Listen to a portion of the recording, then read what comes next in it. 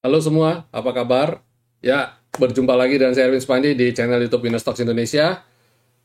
Hari ini saya akan bawakan market review untuk perdagangan di awal bulan Oktober ini, menjelang awal bulan Oktober, dan video kali ini saya akan mereview sedikit perdagangan bulan September itu bagaimana ya. Jadi kita akan ulas per sektor. Kita akan ulas per sektor apa yang terjadi di bulan September dan antisipasi kita di bulan Oktober.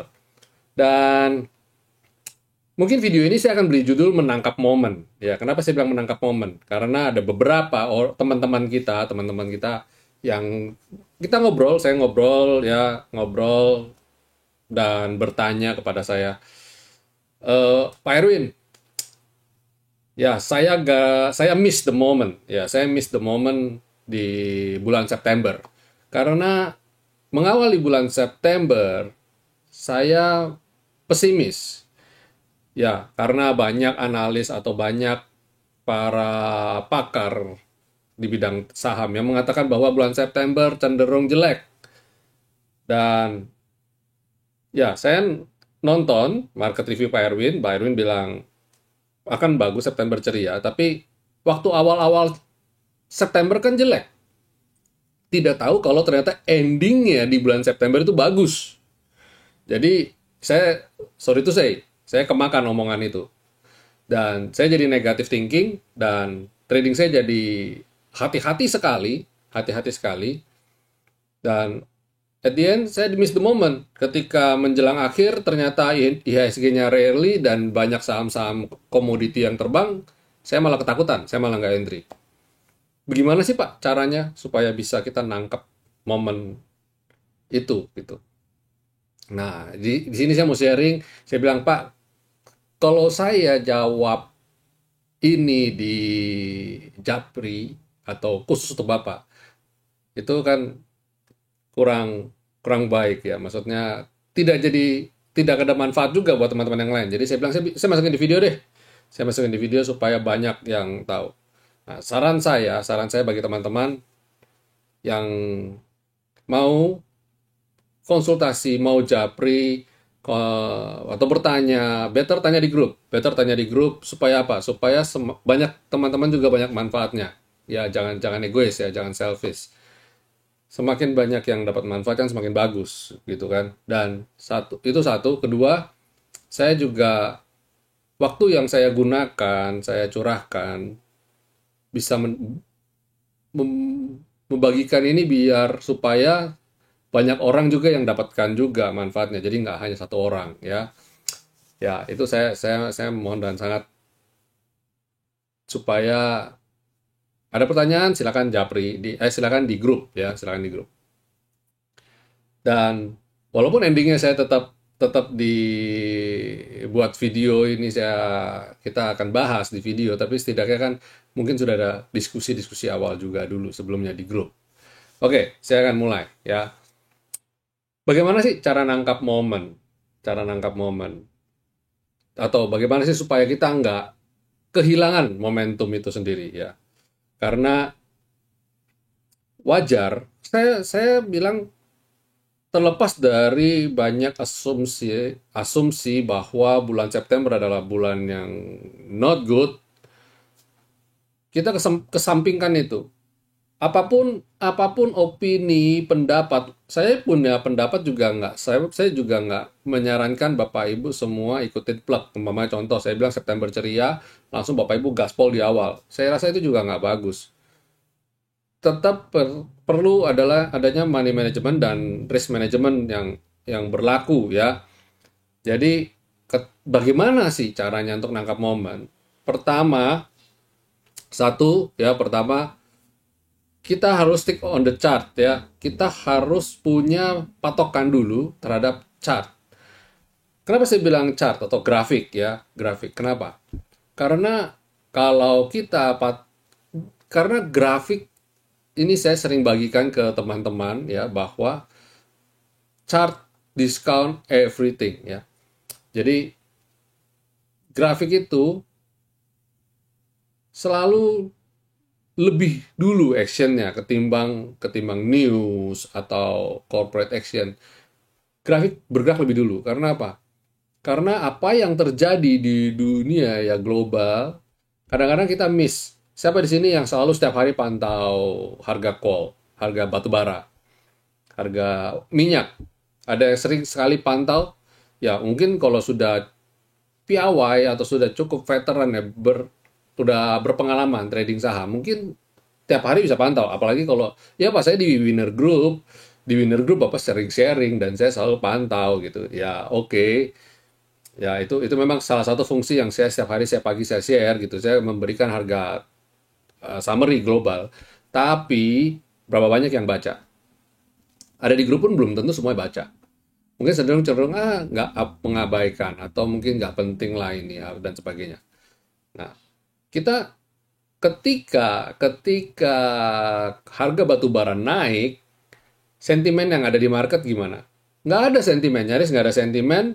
Dan ketika harga yang sudah rally, tiba-tiba baru muncul setelah 2 hari rally-nya gila-gilaan, ugal-ugalan, baru muncul berita bahwa kita krisis energi gitu. Ada beberapa negara ya supply batu baranya tersendat dan mereka butuh cepat dan butuh banyak gitu loh. Atau mungkin energi yang mereka pakai untuk listrik sekarang saat ini udah terlalu tinggi dan mereka butuh sumber energi yang lebih murah gitu. Telat. Berita itu muncul telat karena apa? Sahamnya sudah terbang. Jadi seringkali chart bergerak lebih dulu.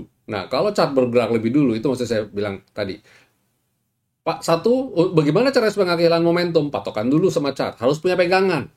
Pegangan dulu sama satu jenis chart atau teknikal analisa ya untuk mengetahui untuk supaya kita bisa mendetek pergerakan lebih dini ya lebih awal. Yang saya maksud lebih awal itu bukan berarti wah begitu dari rebound hari pertama terbang, bukan saya nggak minta yang kita catch the moment begitu dia terbang hari pertama kita hajar atau itu FOMO banget. Video-video saya yang beberapa waktu belakangan ini saya kemarin ada ajarkan mengenai seorang trader Jesse Livermore. Salah satu quotes yang coba Bapak Ibu ingat-ingat kembali yaitu sedikit terlambat itu nggak apa-apa, itu sebagai bentuk dari konfirmasi terhadap pergerakan. Jadi mamanya terbang berapa hari terbang dan kita lihat oh berarti ini confirm ya kita boleh akumulasi. Tapi mungkin ada yang gini, ya Pak kalau tunggu berapa hari tinggi dong kayak kemarin energi. Batu bara apa sektor energi itu terbangnya nggak 1 hari loh. Itu dalam beberapa waktu sudah mulai ada muncul gelagat dan tiba-tiba bam satu kali momentum dia terbang. Jadi harusnya mengamatinya dari awal. Itu sebabnya kita mulai memasuki bulan Oktober. Ya, kita udah mulai amatin lagi sektor-sektor mana nih yang akan potensial untuk lanjut terbang. Kalau yang kayak sudah energi yang sudah terbang tinggi bagaimana? Ya tunggu koreksinya, jangan tunggu langsung kita hajar, kejar gitu, jangan. Bisa jadi potensi nyangkut. Ya, itu satu. Punya patokan dulu ya. Terus kedua, coba cicip beli dulu aja. Cicip beli dulu dengan jumlah yang harapan saya, atau maksudnya pengen saya, jumlah yang kita beli ini tidak all in ya. Jadi beli dengan takaran yang minim dulu, sedikit dulu, yang penting punya. Tapi di sini saya mau tekankan, saya mau garis bawahi, jangan akhirnya sedikit beli ini, sedikit beli itu, sedikit beli ini, sedikit beli itu, akhirnya portofolionya jumlahnya 30 saham. Akhirnya jadi punya supermarket atau hypermart. Itu salah, big no. Akhirnya apa? Akhirnya jadi punya hypermart. Nggak boleh. Beli dikit-dikit itu maksudnya begini. Umpamanya contoh, saya punya 5 saham di portofolio. Oke, ketika saya mulai beli yang ke-6, kata Pak Erwin suruh icip-icip. Oke, icip-icip, silakan beli yang ke-6. Ketika beli yang ke-6, itu harus pikirkan dari 5 ini kira-kira mana yang harus saya buang. Jangan beli 6, beli dulu urusan buang yang 6, yang lain yang 5 urusan belakangan. Oh, jangan. Boleh. Beli dulu, mikir belakangan boleh. Tapi by end of the day atau buat tomorrow, kita harus pikir. Yang satu ini keep atau saya harus buang dari 5. Pokoknya besok sudah harus ada keputusan. Paham sih maksud saya? Saya sudah bagikan, ada video yang saya bagikan kemarin waktu webinar. Bapak Ibu bisa jadi patokan. Bagaimana teknik saya untuk untuk membuang satu, masuk satu, buang satu, masuk satu. Ada beberapa hari yang lalu, kalau saya ada beberapa kali webinar, silakan dicermati, silakan ditonton. Bagaimana cara saya meracik portofolio, ya, membuat komposisi. Saya pegangnya nggak banyak kok. Saya pribadi aja pegang dari 3 sekuritas yang saya aktif trading, itu saya pegang cuma paling nggak lebih dari 5, nggak lebih dari 5. Beberapa double di portofolio saham, salah satu, bahkan ada yang satu portofolio cuma ada satu. Itu tujuannya supaya apa? Supaya saya fokus, satu fokus, kedua saya jadi nggak punya supermarket, dan kalau punya supermarket pikiran saya macam-macam dan kacau trading saya. Ketika yang satu naik, yang satu turun, pikiran saya bukan yang naik, tapi pikiran saya melihat yang turun. Itu natural, itu manusiawi sekali. Coba Bapak Ibu pikir, ucapan saya ini renungkan, dan silakan tulis di komen, apakah ucapan saya ini relevan apa enggak. Ketika saham ada di dalam portofolio, ada yang naik dan turun, fokusnya lihat yang naik apa yang turun dalam saat bersamaan. Silakan tulis di komen. Dan jawabannya adalah, saya bagikan ini ya, seringkali kita hanya melihat yang turun. Fokus kita itu lihat yang turun. Kenapa? Karena ketika satu saham naik, kita akan mikir gini, lagi naik, tenang-tenang aja, nggak usah dipikirin, naik toh naik, gitu. Fokus kita malah turun. Nah, kalau saya bilang, ini adalah toxic. Fokus kita malah yang jelek. Nah, itu nggak bagus. Kita harus stay positif. Nah, yang turun ini kita harus pikirkan kapan waktunya yang terbaik untuk jual. Potong, ya, potong, harus dipotong. Karena itu apa? Itu toxic, itu racun. Itu membuat kita pikiran jadi negatif, membuat kita jadi tidak berani action. Apalagi minusnya tambah hari tambah dalam, lebih cilaka lagi. Akhirnya kita nggak bakal berani action. Nah, ini poin ketiga yang saya mau bagikan ke Bapak Ibu. Salah satu kenapa kita nggak bisa nangkap momen adalah karena di portofolio kita punya saham yang minus negatifnya cukup besar. Pertama, harus punya chart, harus punya patokan. Kedua, model icip-icip, ya, model beli sedikit dulu. Ketiga, buang saham yang loser, yang kalah, yang jelek. Harus berani buang, harus kurangi. Itu salah satu rule-nya. Kenapa? Dengan kita buang yang ini, kita ambil satu, kalau dia terbang kita pindahin, akhirnya kita punya saham pemenang. Itu sebabnya salah satu kenapa saya bilang, saya menamakan grup saya adalah Winner Stocks, karena kita mencari saham-saham yang win. Yang menjadi penghuni porto ke depannya hanya saham-saham yang win. Saham-saham yang loser, kita buang, itu aja. Kelihatannya gampang, 3 hal ini kelihatannya gampang untuk diucapkan, tapi dipraktekkannya seringkali kita salah, kita gagal. Nah, poin keempat yang saya bagikan adalah bagaimana cara supaya kita tidak kehilangan momentum. Kita kehilangan momen. Nomor 4 adalah jangan takut rugi. Ada kaitannya lagi sama yang nomor 3 tadi. Kalau yang ketiga, buang saham yang rugi. Kenapa buang saham yang rugi? Ketika kita buang saham yang rugi, kita jadi berani. Ini poin keempat. Kita jadi berani untuk ambil lagi. Karena kalau kita lihatnya saham yang minus, porto minus, kita nggak berani ambil yang baru. Nggak berani ambil yang positif. Nggak berani. Karena itu saya bilang, kita punya di sini ada toxic, ada racun. Dan itu penyakit banget. Makanya saya bilang, jangan takut cut loss. Please deh. Pak, kalau saya cut loss, dia besok terbang gimana? Ya beli lagi. Just as simple as that, gitu loh. Oke, paham sini ya?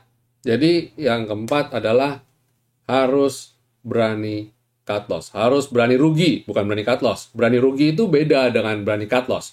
Berani rugi itu di dalam portofolio kita bisa saja tidak ada porto minus, tapi ketika kita mau masuk kita mikir, aduh nanti kalau rugi gimana? Kalau minus gimana? Ya nggak jadi trading. Nggak jadi trading.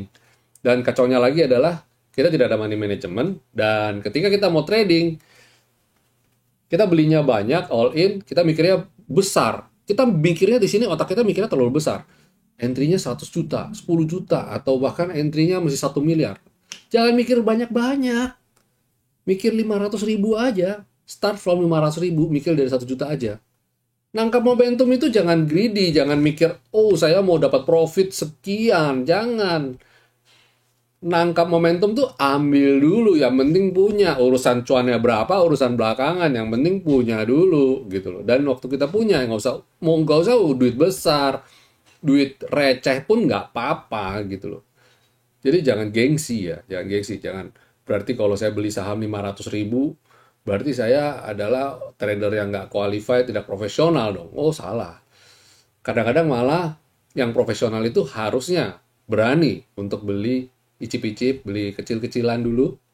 Nanti ketika dia mulai naik, kita tambah, kita tambah, kita tambah. Di situ baru kelihatan profesional nggak profesional. Yang nggak profesional malah cenderung main HK aja. Ada berapa duit dicemplungin, ada berapa, itu saya bilang itu nggak profesional. Dia tidak memperhitungkan risikonya. Itu bahaya. Kalau sekarang masih cuan-cuan-cuan, saya bilang itu beginner's luck. Atau ya itu plus lagi hoki aja, lagi bintang terang. Nah, kalau lagi kacau gimana? Atau kalau lagi rugi? Jadi bukan masalah lagi hoki atau lagi bintang terang. Kadang-kadang begini, kadang-kadang yang mempengaruhi kita menang atau kalah, trading untung apa rugi adalah di pikiran kita kok. Kayak tadi saya cerita di awal-awal. Bagaimana dia mau trading dengan baik? Dia bilang, Pak, saya nggak bisa trading. Kenapa? Karena waktu saya masukin bulan September, saya dengar orang bilang ini jelek, itu jelek, ini jelek. September itu jelek. Akhirnya saya nggak trading, Pak. Nggak berani trading. Nah, itu maksud saya. Maksud saya di situ. Ya. Itu poin nomor 4 ya. Jadi nomor 3 sama nomor 4 saling terkorelasi. Oke? Ya. Jadi itu ya pentingnya ya bagaimana supaya kita tidak kehilangan momentum. Yang kelima saya tambahin yang terakhir yaitu harus punya trading plan.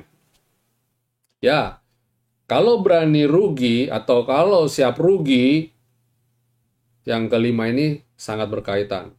Kenapa? Karena kalau siap rugi berarti ruginya di harga berapa. Kalau umpama dia naik jadi profit, saya harus nambah average up. Ketika turun, saya harus berani cut loss. Jadi yang kelima terakhir adalah harus punya trading plan. Tanpa trading plan, bagaimana mau jalan? Mau langkah nggak bisa.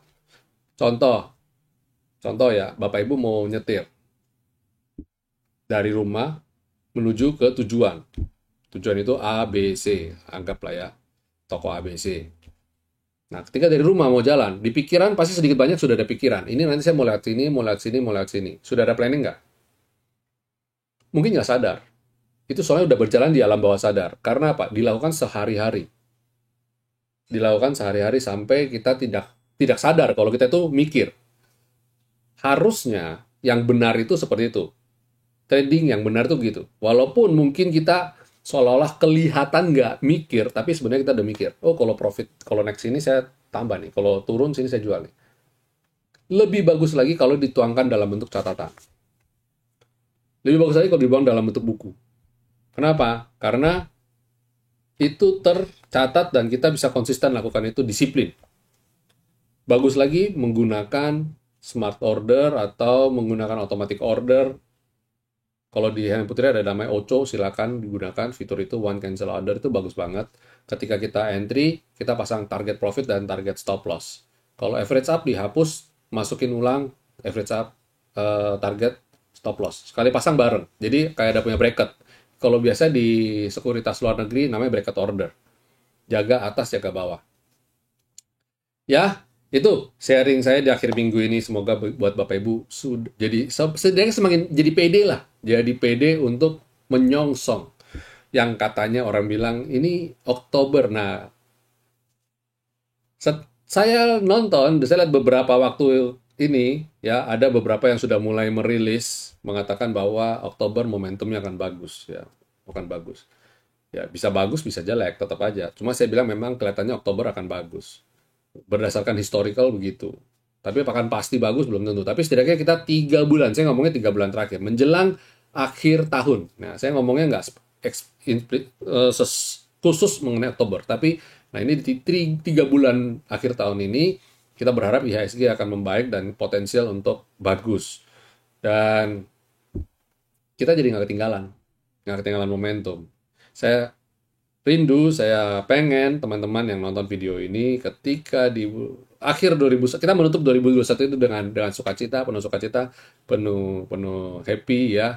Kalau kita menutup tahun ini dengan profit yang besar. Itu mimpi saya. Oke? Ya, sekarang kita akan masuk ke market review, yang mana tadi saya sudah katakan kita akan coba review deh yang September ini kayak gimana dan apa yang akan kita hadapi di bulan Oktober, November, dan Desember. Oke, kita coba. Nah, ini composite. Composite kita as predicted ya, saya sudah bilang, sudah warning. Yang naik tinggi biasanya akan ada koreksi. Dan setelah ini biasanya ada koreksi. Saya bilang, kemarin sempat ngomong juga, ini ada potensial untuk masuk ke koreksi dulu, swing dulu. Dan ya nyatanya memang benar-benar dia swing dulu. Tapi it's okay. Pada dasarnya kalau chart weekly-nya kita lihat, trennya membaik. Trennya bagus. Dan ini loh yang saya bilang, memasuki bulan September, minggu pertama ya galau. Merah Pak, makanya saya ketika orang bilang begitu, saya jadi kemakan, saya takut nggak trading gitu. Tapi konyol banget, di minggu keduanya udah mulai hijau, minggu ketiga hijau, dan bam, minggu keempatnya bablas gitu kan. Ya, walaupun, tapi kan Pak, ini waktu di minggu ketiga kan sempat turun merah. Iya memang. Nah, itu buy on weakness, kita manfaatin buy on weakness, nonton video-video saya sudah kode, ini pergerakan ini akan bagaimana, kita udah ngomong. Ya, jadi jangan lupa untuk rajin-rajin nonton market review kita dan jangan lupa untuk like dan subscribe. Oke? Nah, ini secara komposit. Komposit minggu ini keren ya. Minggu ini membukukan net buy asing 8,9 triliun. Wow. Transaksi di atas rata-rata, transaksi 120 triliun. Satu minggu ya, kita ngomong satu minggu bukan harian. Kalau harian gimana? Kalau harian penutupan kemarin, walaupun IHSG merah, tapi asing bukan net buy 1,359 triliun. Walaupun indeks merah loh. Jadi dari sini saya lihat, indeks merah malah asing pengen nafsu beli. Ya, beli dengan harga diskon. Itu mindset yang benar sebenarnya ya. Dan transaksi 13,02 triliun. Wow.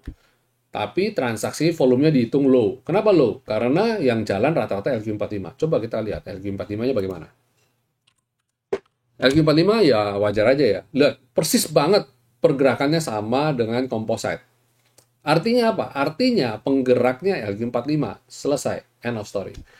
Nah, nanti kalau bilang, Pak Erwin, nanti kan akan ada pembobotan baru di bulan Oktober. Itu bagaimana? Ya, pembobotan baru itu cuma mengurangi porsinya aja. Tapi memang ada beberapa yang berkurang drastis. Ya, dia tidak akan masuk di, mungkin tetap masuk LQ45, tapi dia persentase pembobotannya yang akan nanti berkurang, akan berbeda. Tapi itu lebih ke penghitungan indeks, bukan ke anggota member dari sektor dari indeks ini, bukan. Tetap mungkin bisa tetap masuk karena kalau LQ45 kan kategori masuk ke sini kan bukan masalah free float, bukan nggak ada aturan free float di sini, belum. Nah, itu beda aturan ya. Tapi saya bilang LQ45 ini identik banget sama composite. Mirip banget. Setidaknya di 2-3 hari terakhir. Di 2 candle terakhir. Bedanya di mana? Bedanya cuma di V-line aja. Tapi saya lihat ini pada dasarnya dalam beberapa waktu ini trennya akan bagus. Walaupun ada gap ya, wah waspadanya tutup gap. Itu LQ45. Terus Kompas 100-nya saya gimana? Kompas 100 harusnya nggak terlalu jauh berbeda. Tuh, sama. Artinya saham yang bikin naik IHSG ya itu aja. Jadi jangan pusing, jangan bingung. Kalau mau ikut trading berdasarkan, mau ikut pergerakan indeks ya ikut ini aja chartnya. Kompas 100, LQ45. Saham-saham yang masuk di sini, bobotnya berat, atau termasuk liquid, ya ikutin aja. Kita bisa nebak kok. Saya nyaris ketebak kok. Hampir ketebak saya. Ketebak indeks. Nah, kalau saya bisa nebak indeks begini, makanya saya masukin rekomendasi. Jarang sekali rekomendasi saya bagikan itu di luar Kompas 100 atau LQ45. Jarang. Ya. Oke, itu setidaknya indeks sektoral, indeks awal-awal kita ya untuk melihat kinerja IHSG. Terus indeksnya sektoral gimana? Masih di situ-situ saja, masih di support ya, belum oke, belum akan rebound, masih di situ. Potensial nanti rebound karena dia ada di support. Jadi dalam beberapa waktu ke depan kita pantau-pantau aja ini. Habis IDX Basic ada consumer cyclicals. Setelah naik banyak koreksi. Nah ini yang saya bilang, hati-hati ya, yang sudah naik terlalu tinggi, pasti akan koreksi. Jadi kalau yang pada bilang kemarin, Pak saya kehilangan momentum, saya kapan beli lagi? Sabar. Pasti akan koreksi. Dan ketika koreksi, ya beranikan diri untuk mulai beli. Ya, tapi bukan waktu dia pas candle merah, tapi ketika dia udah mulai rebound. Nah itu silakan. Ya. Energi, nah ini juga kita lihat ya, naik terlalu tinggi pasti akan koreksi. Jadi jangan harap beberapa waktu ke depan ini energi, consumer cyclicals mungkin bisa tetap lanjut naik ya, belum tentu, tapi ya koreksi dulu lebih bagus ya. Itu menandakan bahwa mungkin dalam beberapa waktu ke depan ini IHSG makin akan ada potensi terkena sentimen tersengat koreksi sedikit, tapi bukan berarti indeks akan bergerak turun dengan drastis. Koreksi wajar saya rasa. Finance, sektor finance yang saya masih oke karena dia posisi ada di support. Rebound, dia turun, mancing support, dan dia akan mulai naik lagi. Harapan saya dalam beberapa waktu ke depan, yang jadi penggerak indeks masih di sektor ini tetepan. Walaupun ada pembobotan baru ya.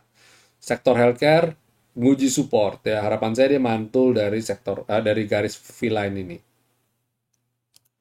Habis itu ada IDX industri bikin galau saja ya. Ini mungkin dia akan mancing supaya Selendang juga ikut naik.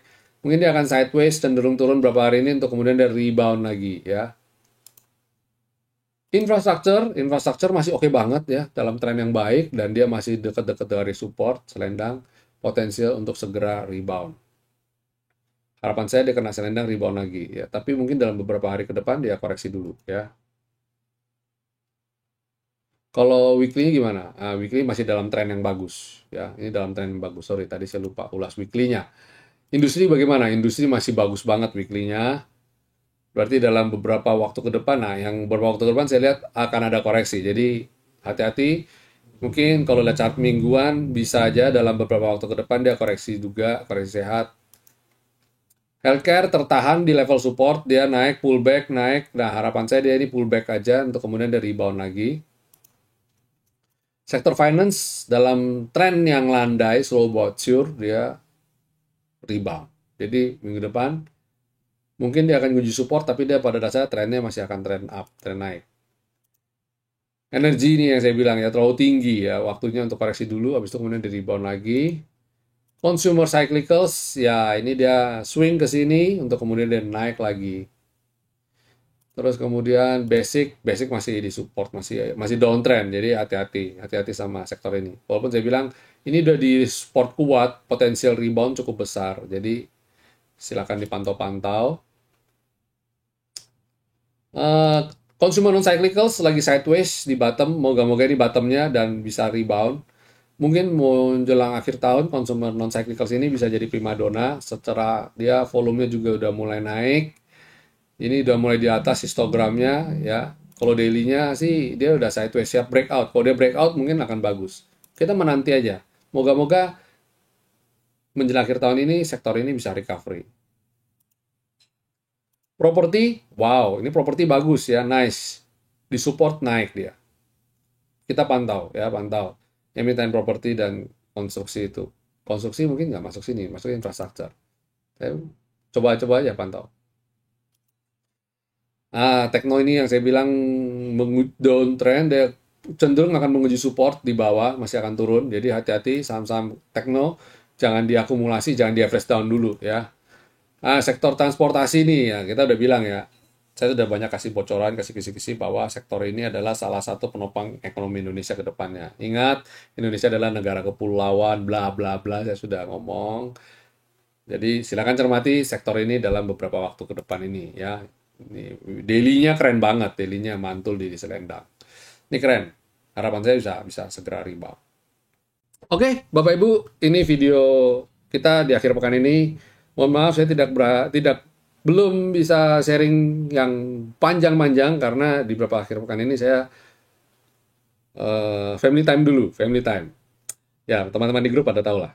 Oke, sampai jumpa semuanya. Saya harap minggu depan kita dapat profit maksimal ya. IHSG tetap walaupun IHSG merah, saya lihat beberapa waktu ke depan bisa merah, tapi it's okay. Profit tetap berpeluang ada profit lah.